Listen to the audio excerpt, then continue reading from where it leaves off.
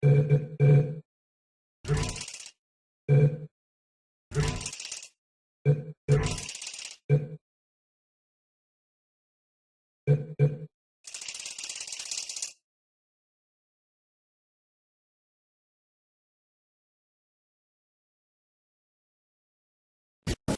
you notice I didn't even stay to the end of your last test? I was confident you could finish.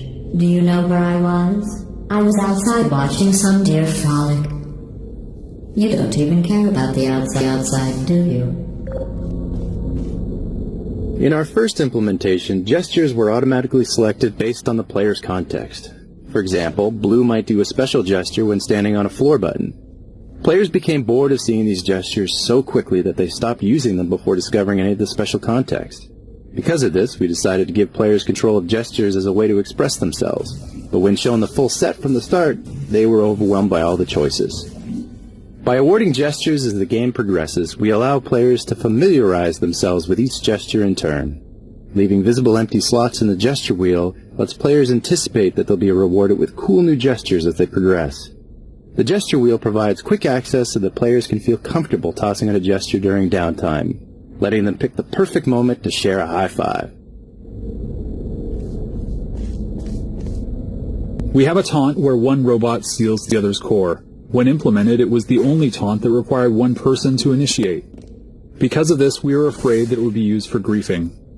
We were in the process of rethinking our approach when early playtesters rated this as their favorite taunt. It was also the most used team taunt because it only required one player to initiate and was easier to use than the others. We ended up changing all the other team taunts to emulate the way stealing the core works.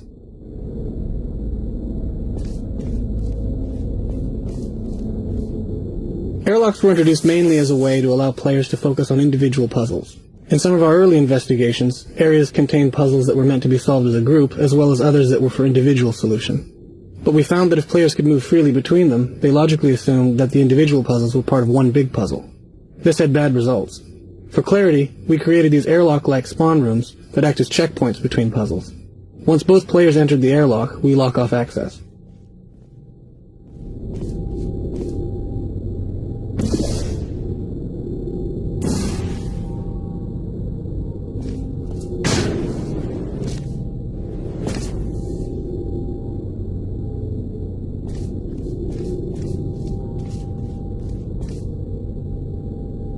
In Left 4 Dead 2, we authored simple, fogged, black versions of the world as monolithic models to avoid the CPU overhead of rendering the world again for water reflections. This worked well for the Left 4 Dead 2 outdoor environments where most light comes from the sky. But Portal 2 is almost entirely indoors, so the color and value of the world geometry is apparent in the water reflections. Since the Portal 2 world geometry is relatively simple, we automatically build a version of the world geometry that has a single texture that combines both lighting and surface shading, along with another texture that has just surface shading. The latter texture is used when rendering dynamic lights. These textures are at the same spatial resolution as the light maps and get packed into a single large atlas texture per level. Drawing the simple world imposter takes very little CPU time, which was a limited resource on Portal 2 due to the many portal views, split-screen views, and water reflection views that we needed to render. We initially planned on using the world imposters only for water reflection rendering, but we ended up using it to improve the performance in split-screen mode, where it is used for rendering distant portals and portals that are 2 levels deep. We also used the world imposters to render water in full-screen co-op mode to give us some performance overhead, since the co-op mode has more portal views to render than single-player mode. Normally in games when players die, they see this as a big failure.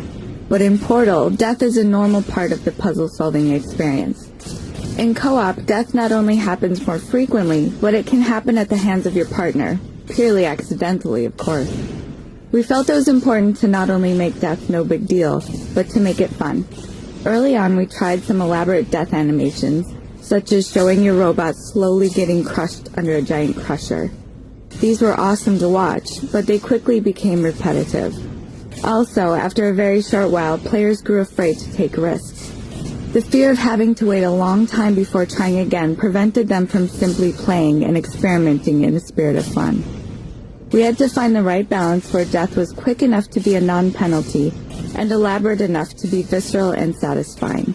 a fun payoff for creative play.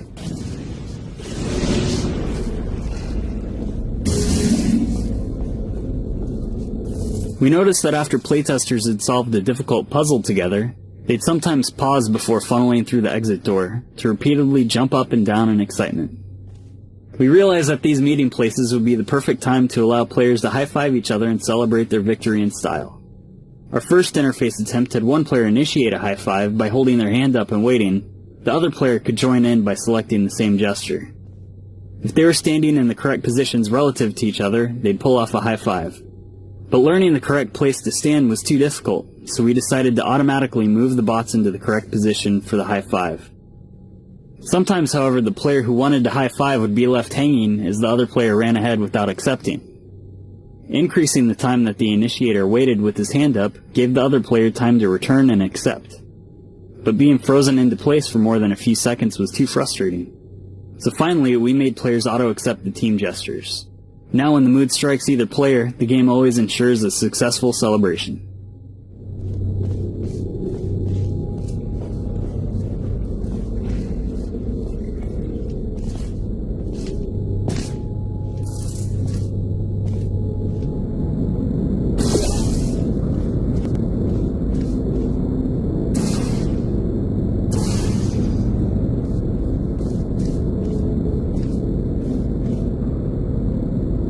Something that really surprised us was how often playtesters stated that they loved the basic experience of handing off the cube to their partner. Players didn't expect such a fundamental physical interaction to just work in a game. Before trying it for the first time, they would discuss their plan as if it were some unique or special new game mechanic. When it just worked, they were overjoyed. Early on, we realized that trying to tell your partner where to go, where to look, or where to place the portal was going to be really hard. Even with voice chat, saying, "over there," doesn't give enough information to your partner within the 3D space. Players kept wanting to get up and point directly at their partner's screen. We developed the ping tool to address this problem. Because the ping tool was so important, we decided to train players in its use before we did anything else. We held back on the vast majority of player actions and let the players focus entirely on the ping tool. This is why the co-op bots start separated in a tube, without even the ability to walk or shoot a portal.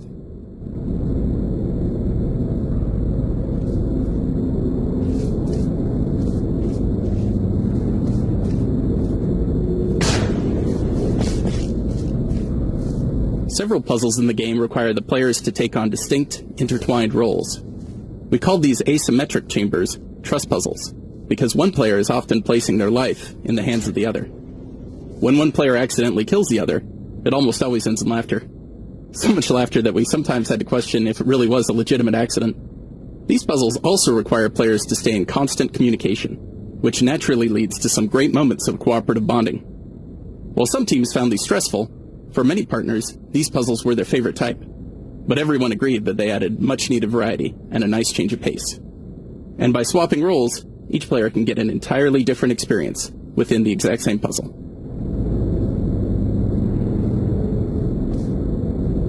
Most players don't realize that the ping tool is context sensitive.